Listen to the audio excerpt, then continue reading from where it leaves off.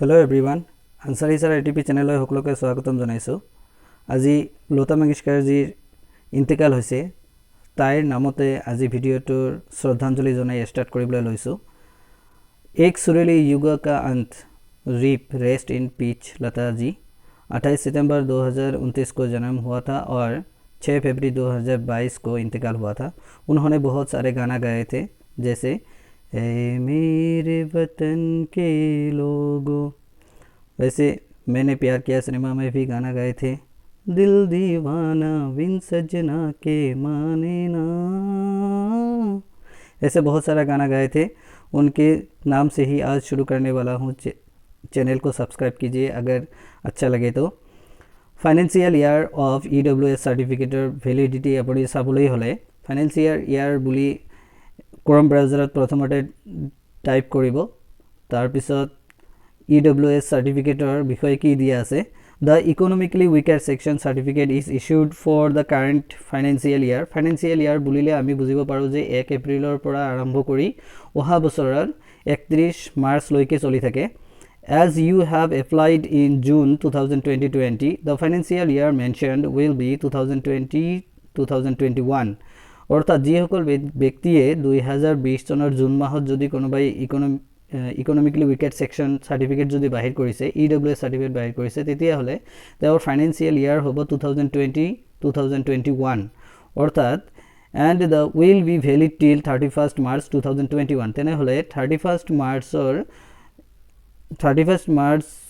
2021 চনলৈকে এটো ভ্যালিড থাকিব। অৰ্থাৎ যিসকল ক্যান্ডিডেটে DEE এপ্লাই কৰাৰ কাৰণে LP UPৰ কাৰণে ডিসেম্বৰতে বাহিৰ কৰিছিল বা তাৰ আগতে বাহিৰ কৰিছিল 2021 চনত, এই সাৰ্টিফিকেটটো 2022 চনত হ'বনে নাই, যেহেতু ফাইনান্সিয়াল ইয়াৰ বুলি দিয়া আছে তেতিয়া হলে আপোনাৰ সেই সাৰ্টিফিকেটটো 2022 চনৰ 31 মাৰ্চ লৈকে ভ্যালিড হ'ব। অৰ্থাৎ এতিয়া DEE যেটো এপ্লিকেশন চলি আছে ইয়াতে আপুনি এইটো ব্যৱহাৰ কৰিব পাৰিব। অৰ্থাৎ যেটো DEE 2 ফেব্ৰুৱাৰীৰ পৰা আৰম্ভ কৰি 15 ফেব্ৰুৱাৰী লৈকে যেটো DEE অনলাইন এপ্লিকেশন কৰিবলৈ এতিয়া পোৰ্টেল খুলি দিছে, সেইটোত আপুনি এপ্লাই কৰিব পাৰিব। অৰ্থাৎ ইতিমধ্যে DEE যিসকলে এপ্লাই কৰিছিল সেইবিলাক ইনভ্যালিড হৈ গৈছে, অৰ্থাৎ ডিলিট কৰি দিয়া হৈছে।